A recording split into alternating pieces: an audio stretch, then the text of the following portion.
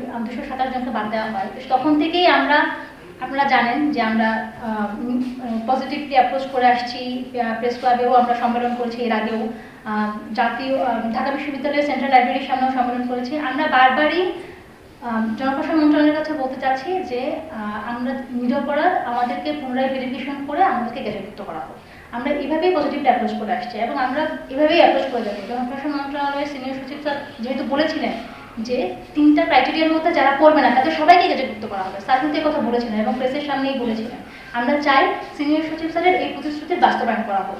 আমাদের মধ্যে তো আমাদের এই 3 ধরনের ক্রাইটেরিয়ার মধ্যে আমরা পড়ি না, আমাদের ফৌজদারি মামলা নেই, আমাদের কারো নামে শিক্ষা জীবনে বহিষ্কারের তথ্য নেই, আমাদের রাষ্ট্রদ্রোহিতার মামলা নেই, তাহলে আমাদেরকে গেজেটভুক্ত করা হবে না কেন? স্যার তো নিজেই বলেছিলেন এই 3 ক্রাইটেরিয়া না থাকলে আমাদেরকে গেজেট থেকে বাদ দেওয়া হবে না। তাছাড়া আপনারা যদি দেখে থাকেন জনপ্রশাসন সংস্কার কমিশনের যে প্রতিবেদন প্রকাশ করা হয়েছে সেখানে 9ম অধ্যায়ের 4 নম্বর অনুচ্ছেদের 9.2 ধারায় বলা হয়েছে যে জনপ্রশাসনকে নিরপেক্ষভাবে গড়ে তোলার জন্য এই নিয়োগমালায় যখন ভেরিফিকেশন করা হয় তখন প্রার্থীর রাজনৈতিক পরিচয় জানতে চাওয়া হবে না। রাজনৈতিক পরিচয় জানতে চাইলে তো পরবর্তীতে আমার পুরো কাঠামোতে রাজনৈতিক হয়ে যায়, কিন্তু আমার প্রশাসন কাঠামো তো রাজনৈতিক হওয়ার কথা না, এটা তো একটা অরাজনৈতিক কাঠামো হওয়ার কথা। এই জন্য সেই সুপারিশমালায় সুপারিশ করা হয়েছে যাতে নিয়োগের ক্ষেত্রে ভেরিফিকেশনে প্রার্থীর রাজনৈতিক পরিচয় জানতে চাওয়া না হয়। এছাড়াও পিএসসি সংস্কার কমিশনের যে 8 দফা বক্তব্য পিএসসি দিয়েছে সেখানে 7 দফায় বলা হয়েছে ভেরিফিকেশনের এই হয়রানি লাঘব করার জন্য তার ভেরিফিকেশনে তার রাজনৈতিক পরিচয় সংশ্লিষ্ট কোনো তথ্য জানতে চাওয়া হবে না।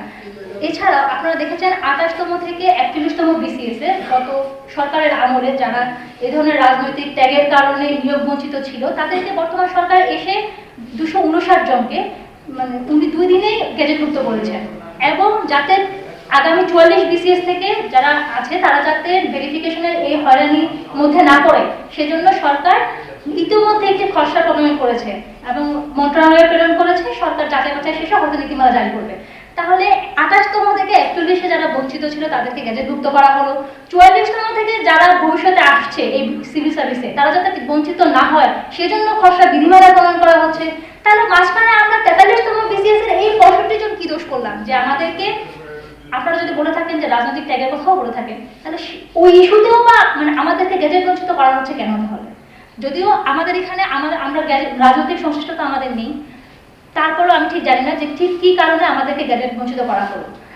আমি তো আমার উদাহরণ দিয়েই বললাম যে আমার সাথে কোনো রাজনৈতিক সংশ্লিষ্ট প্রশ্নই আসে না, আমি তো পড়েছি প্রাইভেট বিশ্ববিদ্যালয়ে।